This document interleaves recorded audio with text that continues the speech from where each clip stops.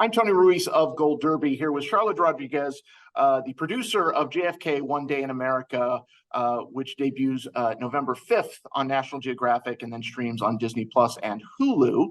And Charlotte, you know, it's interesting. We're coming up on the 60th anniversary of the assassination of JFK, and you would think that everything that could possibly be said about that terrible incident in American history has been said. And yet there is so much new in this series. I'm curious, did that ever come up in your mind as you're putting this together? Were you afraid that you were like tackling something that had already been tackled? Well, yeah, I mean, I won't lie. When I was approached to work on this, I thought, oh, not another documentary about JFK. And actually, you know, 72 Films, who obviously made this, wonderful at sort of really, you know, doing great archival documentaries, and they do it in a very sort of purist way, I suppose, in the sense that it was, you know, they'd done 9/11, One Day in America, which was absolutely, I don't know if you've seen it, but it was absolutely incredible. And I obviously watched that and thought, well, actually, you know, this is really interesting. This isn't about the conspiracy theories. That's not the approach that we wanted to take. We wanted to take a very pure approach without a narrator, without graphics. You know, it was just pure first-hand testimony from the last surviving witnesses, you know, 60 years on, so that we could kind of, you know, this was to celebrate the 60th anniversary, but done in a way that was kind of interweaved with the kind of archive of that day, you know, the footage. And so we really wanted to sort of bring it to life in a very emotional way and a very immersive way. And I thought that approach was really interesting, and I don't feel weirdly has been really done before, in a sort of moment by moment account, as if it's present tense and you're living it with those interviewees and you're seeing it through their eyes. And that's one of the things that really struck me as I was watching it, was it does play out in that moment by moment in a way that you forget what's about to happen. We know what's going to happen. We know where this is going, but there's still that tension. And through the use of the archival footage and the interviews, was that sense of tension intentional on your guys? Absolutely. Yeah, we wanted to really sort of transport the viewer back to that, you know, 60s America. And it was a very particular time, you know, just the footage looks amazing, but it's also that feeling of like being there in that moment. And the, you know, we wanted to sort of play out how exciting it was to have the president arrive in, you know, in Texas, and how, you know, just the sort of joy that was there, as well as the sort of, you know, the tragedy that then unfolds later on in the series.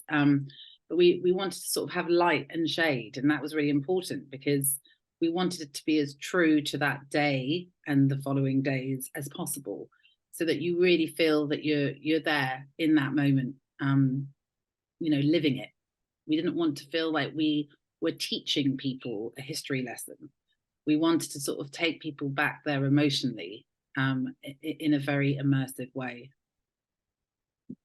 So, you know, when we're talking about, especially in that first episode, one of the things that came across to me was this idea that the Kennedys were it was kind of this last part of our politics where they were sort of beloved, and even people who didn't agree with John F. Kennedy still liked him. And there's this kind of like, you know, fairy tale. They were getting closer in their marriage than ever before. And I feel like it also is a history lesson about how our politics have changed over the course of these last 60 years. Yeah, and I think, you know, what's kind of amazing, I hope that that's what we show in the series, particularly in episode 1. We wanted the viewers to understand why JFK, and actually it turns out Jackie, why they were so popular. I mean, they looked incredible. They were so glamorous and really captivating, and he was incredibly charismatic. You know, I mean, the scene at the breakfast, you really get a sort of an insight into his character and his charisma, but also Jackie's as well, and how he understood her power as well, and how she informed his popularity as much as he did himself. And so, yeah, we wanted to sort of really play that out in a way that really sort of made people understand how inspirational he was. He was, I guess, an incredibly progressive president. And he was, he really captured the imagination of a new generation of Americans. And he was, he was a civil rights advocate. He was sending people to the moon. I mean, it was kind of insane, but it was, he was a visionary. And I think, he symbolized hope for a better America and a better world. And that was kind of dashed in that moment. And that's the tragedy. Well, I want to talk about the interviews, because I had never seen these interviews, and I thought I knew a lot. All of them. I thought I knew a lot about this, but to hear these, like, I would almost call them testimonies from his Secret Service men and people who were literally right there on the day. What was the process of reaching out to them? Was there any hesitancy on any of their parts to partake in this? Because the pain on their faces is so palpable. Right. And I think that's the key, right? Is that they are still very emotionally connected to that story, some more than others. But that's what we were so struck by, is that, we were worried, I suppose, before we started interviewing people, about the passage of time. It was 60 years ago, and perhaps their memory might be slightly patchy, or they might not emote. But actually what we found was that, I mean, these interviews, we really wanted to sort of take them back step by step, in a very sort of chronological but minutiae, forensic way. But what we were struck by was just how vivid their memories were, and how emotional they were still, and that it was really quite incredible, and we felt very privileged to be able to kind of interview these people, because we know that there's only a handful left, and it will probably, maybe not, but it might be the last time that we hear their stories. So yeah, and I think actually, interestingly, they were quite happy to take part. I think they probably feel like they've been forgotten about, that their story doesn't resonate or isn't relatable anymore.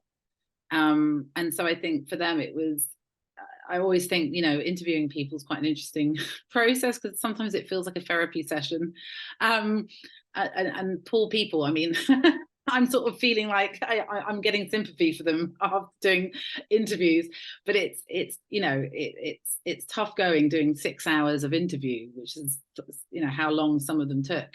But they all, the success rate in terms of reaching out to these people. I mean, the Sixth Floor Museum at Dealey Plaza were great, because obviously that museum is dedicated entirely to that day. So they were very helpful in terms of putting forward people that they knew were still around and that were very good at telling their stories. But obviously we also have people like Peggy, who was the AP Associated Press reporter, who was probably one of the only female reporters there at the time, because as you can see, it's like Mad Men, it's just like a corridor full of male reporters. And she'd never spoken before, and neither had Paul Landis, the Secret Service agent. And you can sort of feel it, because he feels still quite, you can sense that kind of raw emotion still, even to this day. So actually what we were struck by was how still, even 60 years on, this was such a life-defining moment for them. The archival footage is so stunning, shocking. I can't quite find the words for it, because it is so vivid, and again, so much of it I feel like maybe hasn't been seen. And so what was the process for kind of weeding through that archival footage and choosing what was going to go into the film? Well, I think what we were very clear about was that we didn't want the archive to be like wallpaper. We wanted to sort of really let the viewer live in that archive, with our testimonies. So it was a kind of combination of the two, obviously, but we really wanted to sort of, treat it as if, allow the sort of archive to unfold as gripping narrative scenes, that sort of really place the viewer in the sort of middle of the kind of the action and the drama, because there's so much drama that unfolds. It's not just the assassination of the president, it's also the capture of the assassin. You know, there's the murder of the policeman, and then there's the capture of the assassin, and then on top of that there's also the assassination of the assassin, you know, and then you sort of, but all the stuff in between as well, you know, the fact that the assassin gets paraded around the police department and, you know, gets taken down to a press conference, which just now seems insane. But so there's all these kind of quite dramatic narrative beats that were captured, you know, and that's what's quite incredible, is the fact that this event was the advent of rolling live television. So it was captured by hundreds of, you know, cameramen. I specifically found the interviews with both of the journalists just really haunting, because, you know, we have this image. I think there's this forgotten image of what journalism used to be, Yeah. and what it versus what it is now. It's almost like an artifact almost. Yeah, it's like a historical document, you know, and I think, yeah, we colorized some of the footage. I don't know if you noticed that, but but it's very subtle. It's very subtle. Yeah. It's not shocking or garish at all. No, and I think, well, we were hoping to sort of do a bit more colorization, but because it was video and not film, some of it didn't look as good as we kind of wanted it to. But I think there was also something quite interesting about sort of doing some of it colorized, some of it not, you know, to remind the viewer that we're actually in the past, but then actually bring certain scenes to life even more. And I think that sort of captivates the audience a bit more, and it makes it more relatable. And also we really wanted to sort of bring a slightly younger audience to this story, who'd never really sort of, you know, that are quite new to this story. And so we hope that maybe, you know, a younger audience might be more engaged in this story. So yeah, and the Sixth Form Museum had never allowed colorization to take place until now. So I think they sort of believed in the integrity of the series and allowed us for the very first time to colorize the footage, which takes a ridiculous amount of time, because we got a Parisian company to do it, and they have to sort of colorize every frame, and they have historical, you know, archivists who kind of match and look at what was, you know, the color of that time, so that it really felt that it was of that time as well. You know, there's a couple of moments in the film that kind of stood out to me in terms of referring to the death of JFK as, like, you know, the death of innocence. And there was a guy that is interviewed afterwards who says, you know, there's like a sickness in the country that caused, and when you juxtapose that with what our geopolitics is right now, it's almost like you could see the beginnings of our current geopolitical relations start right there. Yeah. Was that intentional? Was that intentional?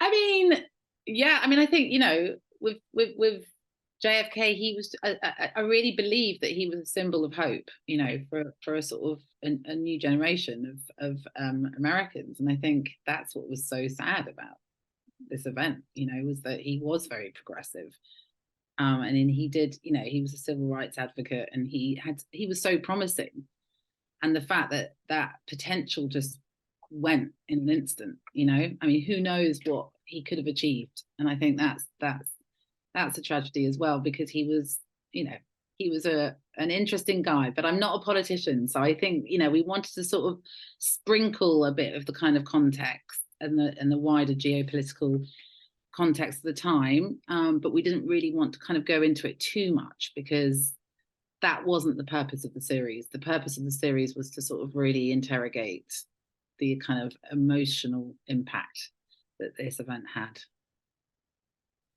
I think that's the perfect way to put it.